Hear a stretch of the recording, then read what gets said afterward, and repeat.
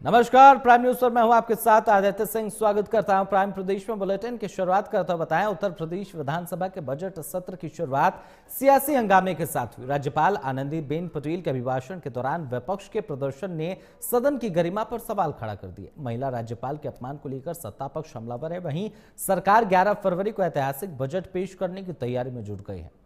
देखते हैं ये रिपोर्ट। राज्यपाल जी के अभिभाषण के दौरान विपक्ष के सदस्यों ने मर्यादा को तार-तार किया है। कल देख के बड़ा दुख हुआ कि महिला राज्यपाल जी के साथ उन्होंने इस प्रकार का व्यवहार किया, तकलीफ हुआ। लेकिन महामहिम श्री राज्यपाल के प्रति एक आदर सम्मान रखना चाहिए था। अगर आप उनका भाषण नहीं सुनना था तो वॉकआउट कर देना चाहिए। समाजवादी पार्टी प्रदेश के सर्वोच्च कुर्सी पर बैठी हुई महिला का कल उन्होंने अपमान किया, लेकिन विधानसभा के सत्र को बाधित करके समाजवादी पार्टी ये जो साफ और स्पष्ट दर्शा रही है कि प्रदेश के विकास और उन्नति से समाजवादी पार्टी को कोई सरोकार नहीं है। जिस देश में महिला को मां का दर्जा दिया जाता है, जिस देश में महिला को देवी माना जाता है, उसी देश में यूपी के लोकतंत्र के मंदिर में उस महिला का अपमान करना कहां तक ठीक है। दरअसल यूपी विधानसभा बजट सत्र की शुरुआत शांति से नहीं बल्कि सियासी तूफान से हुई, जहां एक तरफ राज्यपाल आनंदीबेन पटेल का अभिभाषण चल रहा था तो दूसरी तरफ लोकतंत्र की गरिमा को ताक पर रखते हुए विपक्ष प्रदर्शन कर रहा था।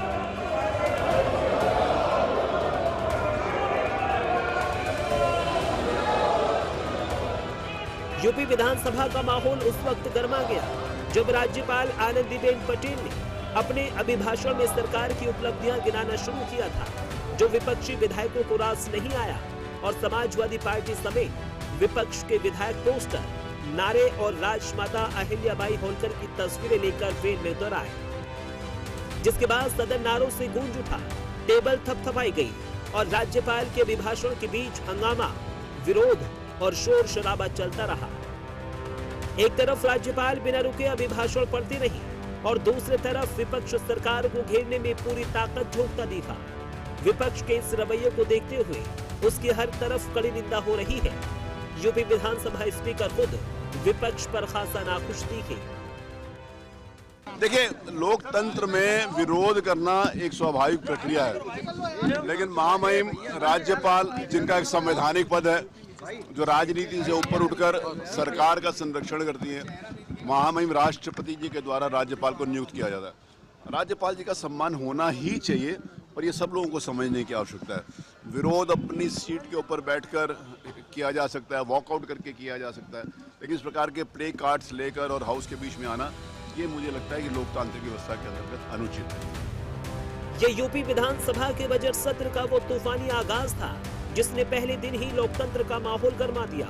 विपक्षी विधायकों के भारी शोर शराबे को देखते हुए राज्यपाल ने उनसे शांत रहने की अपील भी की, लेकिन विपक्ष कहां मानने वाले, उन्होंने प्रदर्शन जारी रखा और राज्यपाल पर तरह तरह के झूठे इल्जाम लगाते दिखे। देखिए, जो अंदेशा था विपक्ष का कि अभिभाषण सरकार को जब भी आंकड़े प्रस्तुत किए हैं उन्होंने, चाहे अभिभाषण में या बजट में, वो झूठे भाषण और झूठे आंकड़े थे। आज महामहिम राज्यपाल ने जो अभिभाषण पढ़ा वो पूरा नहीं पढ़ा।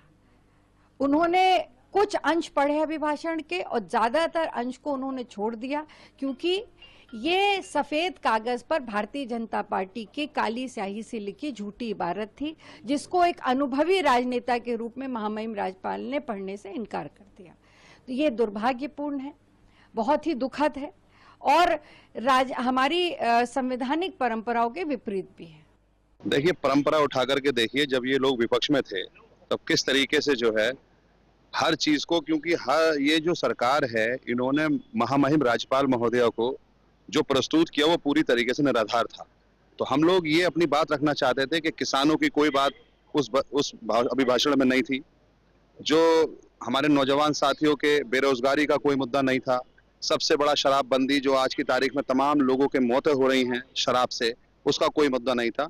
तो हम लोग संवैधानिक तौर पर अपनी बात को ये रख रहे थे कि इन मुद्दों को भी इसमें शामिल कर लिया जाए, लेकिन सरकार क्योंकि महामहिम जी को वही आंकड़े पेश करती है जिससे उसकी वाहवाही लूटी जाए, तो हम लोग उसी तरीके से अपनी बात को वहां रख रहे हैं। प्रदेश की मजबूत कानून व्यवस्था की बदौलत राज्य सरकार को 50 लाख करोड़ रुपए के निवेश प्रस्ताव मिले हैं।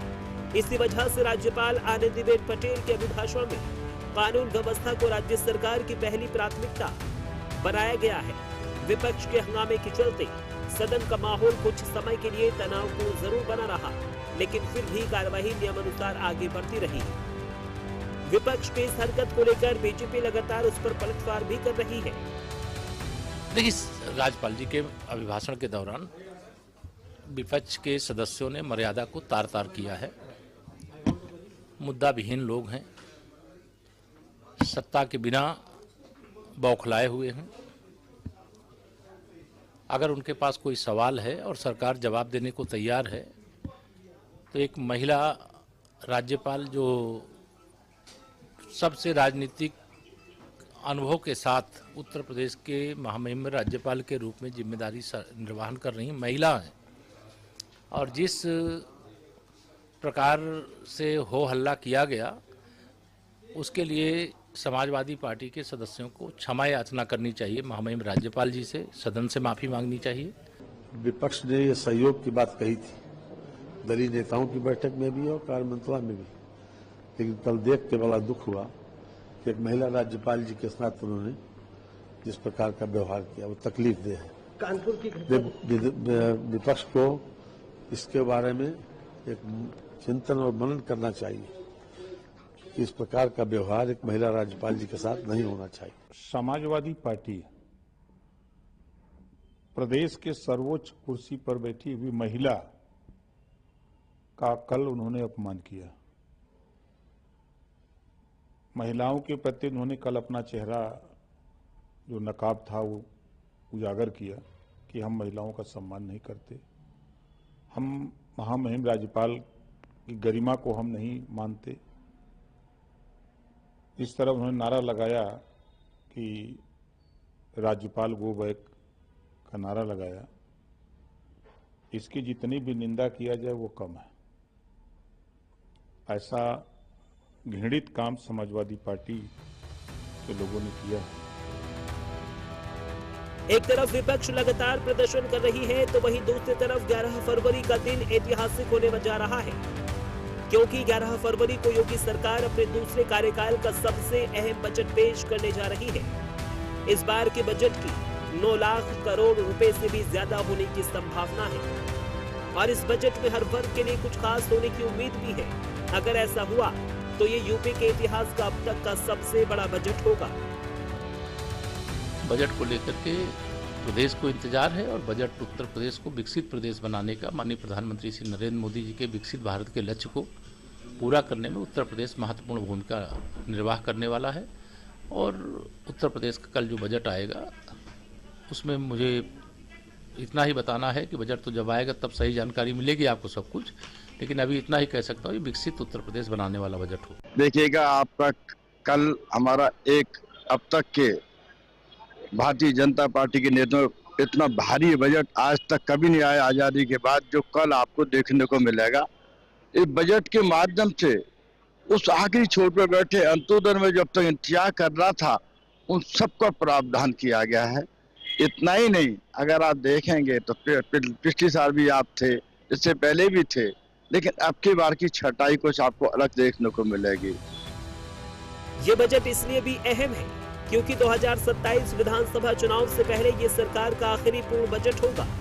सरकार की कोशिश है कि इस बजट के जरिए विकास और कल्याणकारी योजनाओं को प्राथमिकता दी जाए, ताकि 2027 से पहले जनता को अपने कामों का साफ संदेश दिया जा सके। बजट में किन किन क्षेत्रों पर